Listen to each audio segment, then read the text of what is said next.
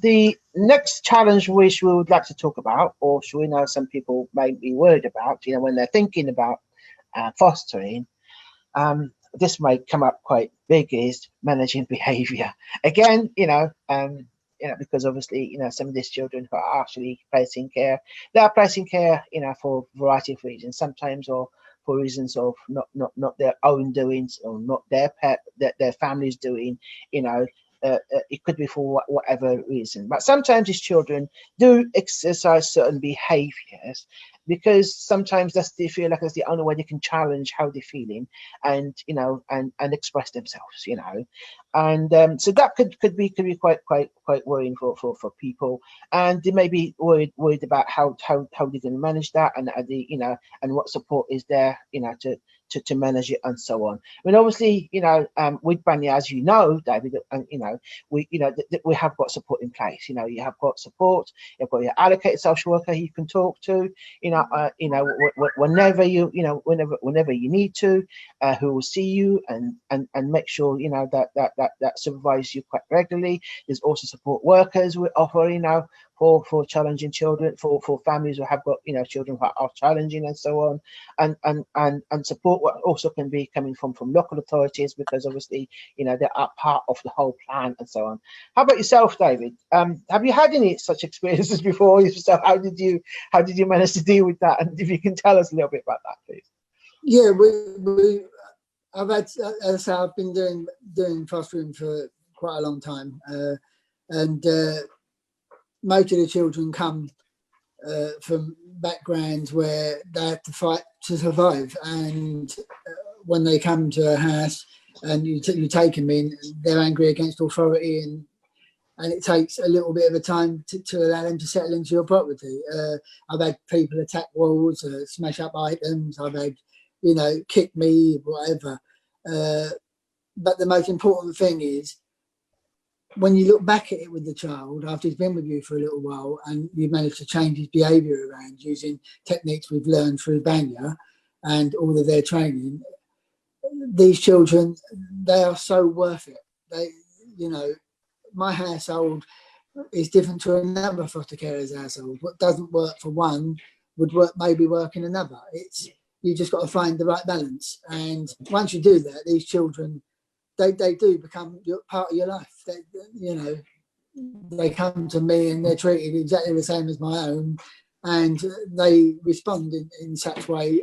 After a while, they come and we go out as two. We go on holiday. We take them all with us, and everybody in my family love them like they're part of us. And yes, okay, you do have the challenging behaviours at the beginning, Joe, but you've got to think about where they come from, mate. And they needed someone to be on. Once they trust you, they trust you 100%.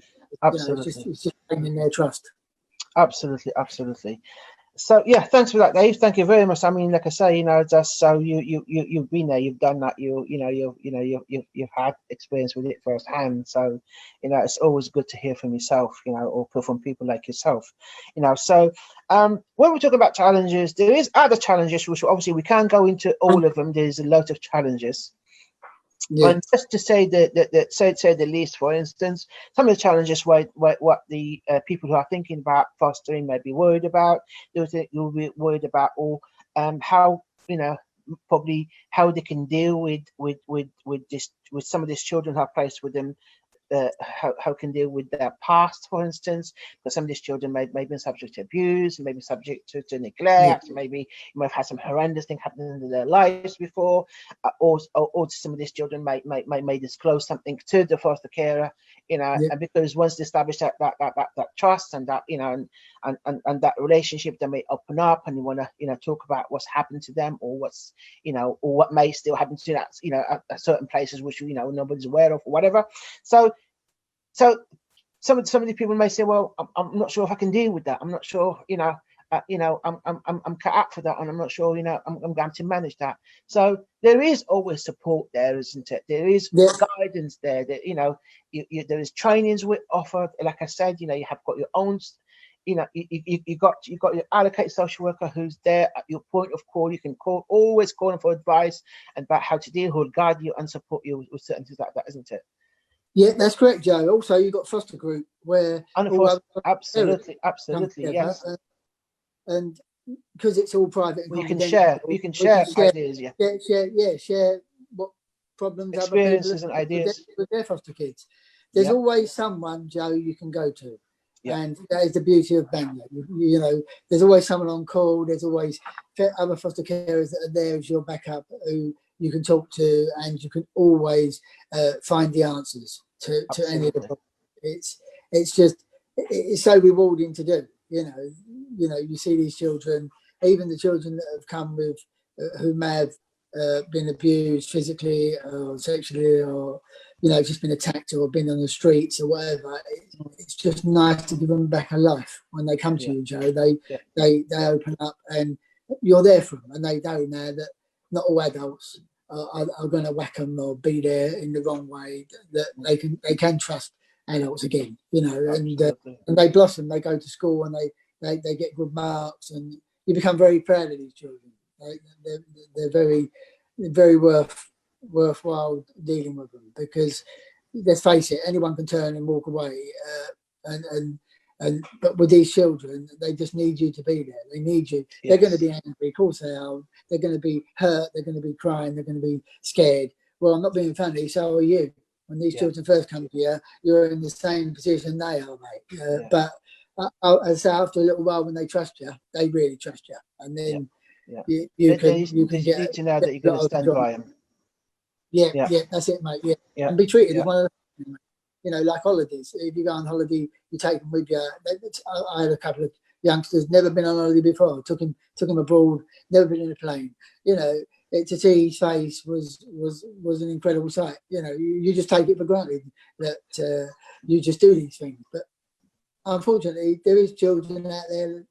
They've never seen outside their own front door. It's just it's incredible. How happy they are for very small things. Thank you, David. Thank you. That was absolutely true and absolutely correct there. So when we're talking about challenges, the last challenge we're going to talk about, because there's a time constraint today, because we can't cover everything, is we're going to talk about the challenge to self in terms of in terms of time management, in terms of attending training, time to do the daily logs, ability to daily logs.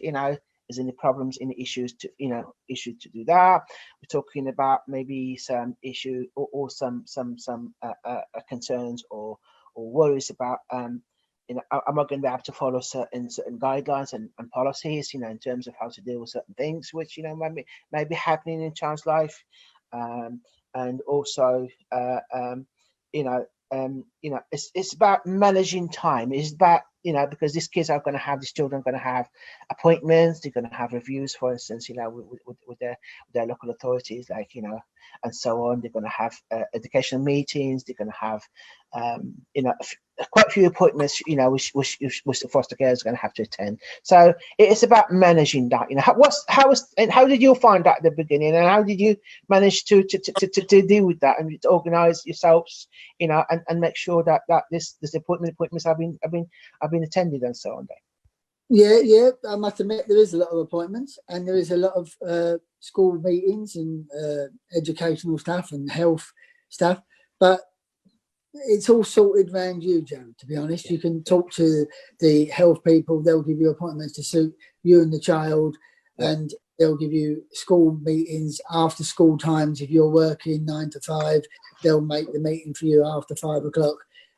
So there isn't no meeting through talking about it to these professionals that you can't organise to suit your needs as well as the child's.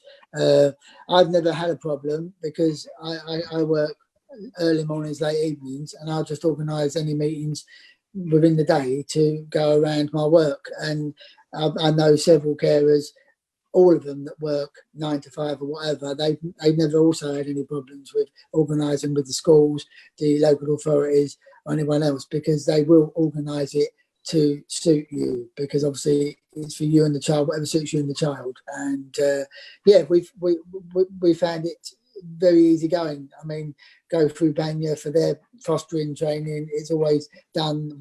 We always sit as a group and discuss it, and we do it on certain days that suit everybody. And I'm quite thankful for that also, because obviously without the child, I wouldn't know how to deal with after things that I have to deal with. Even down to, I mean, I'm not the brightest spark, so obviously doing this paperwork. You're absolutely fine. You're absolutely fine. You know, you are wonderful at what you do. You're good at what you do, and we do thank you for that. Some of the other challenges what the people have been thinking about becoming a foster carer or embarking on in this chosen career is that they may not be too sure about their ability or have confidence in dealing with, for instance, professionals. Like for instance, dealing with social workers, dealing with therapists, dealing with, mental health workers, and whatever's involved, in a child's life, and so on. So, how did you find that? And obviously there is support there. Like I say, most of the appointments in there, your social worker is there. If you're not confident, if you feel like you're going to need to have support there, the social worker will attend with you and will guide you and support you. How did you find it when I first started? Yeah, I just found that right from the very beginning, getting to know people at Banya and talking to people, that all of this can be dealt with. The most important thing is to be there with the child. These children need you, and the most important thing is, can you care for the child? Are you going to be there for the child? And if you are, don't worry about paperwork. That can be dealt with. There's enough training. There's enough people within Banya. There's enough healthcare people. Let them do their jobs. You attend these meetings with them, fine. But don't worry about whether you're taking it all in on their level. They'll come down to your level. To the level that you need, they'll be there for you. And the most important thing, as I said, is these children. They need you. There ain't enough carers out there for these youngsters, and there's enough youngsters that need help. So please, if you're listening in, please come along to meetings. Go to as many meetings as you need to make you feel more confident or happy about what's going on in your life, about what you can do for the child. Because if you can do that, you're gonna, these children's lives, you can enhance them greatly, and it's just a wonderful thing to do. And as I say, the professionals, they'll come down to your level if you need to be. I'm not being funny. You don't have to be a scientist to foster, but you do have to be someone that cares for people, cares for kids, and that's what we need.